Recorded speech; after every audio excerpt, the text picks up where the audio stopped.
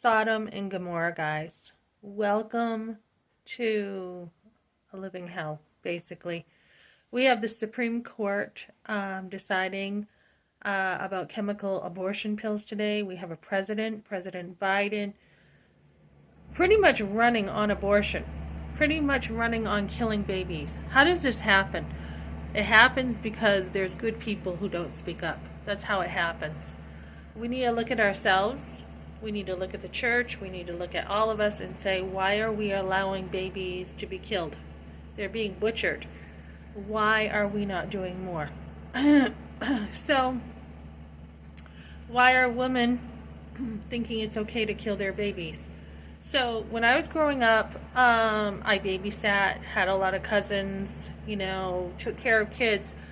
It wasn't really like encouraged for me to be a mother. My grandmother, she felt like men always wanted one thing. And, she had her issues, but I used to hear her opinions about men and marriage. And I also used to, hear what my mom said too. But there was always a sense of, for me, I didn't set out to be a mother. I did not. I was set out more to be a businesswoman. I graduated early, went to college. That's kind of how I was set to move in life. And I think because of the feminist movement and everything, the magazines, this is how a lot of women are raised now. They're raised not to be mothers. And it's so unnatural. I mean, at least I had like a culture around me that pretty much, if you didn't get it at home, you would learn it elsewhere, right? You would learn about motherhood. But when I became pregnant with my firstborn son and started teaching myself about the development of a baby, and by my second child I was nursing. My first one, I was like, no, I am not nursing. I don't want someone on me, right? That was kind of my thoughts. And I had an aunt say, nursing is great. It's great for you. It's great for the baby. And there probably was a little bit of selfishness there for me because it helps your stomach go down, and it's got a lot of benefits. But when I did nurse my second one, it was just like, there was a really good bonding.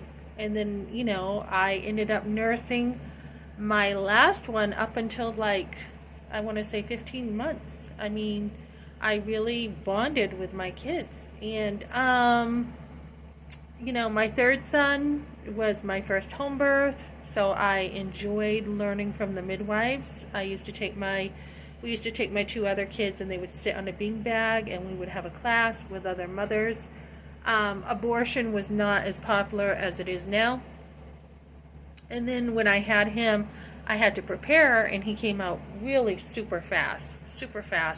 I wasn't sure I was in labor with him because I wasn't in a lot of pain, so I did have the back labor in the shower with him. But the midwives were like, are you in labor or not?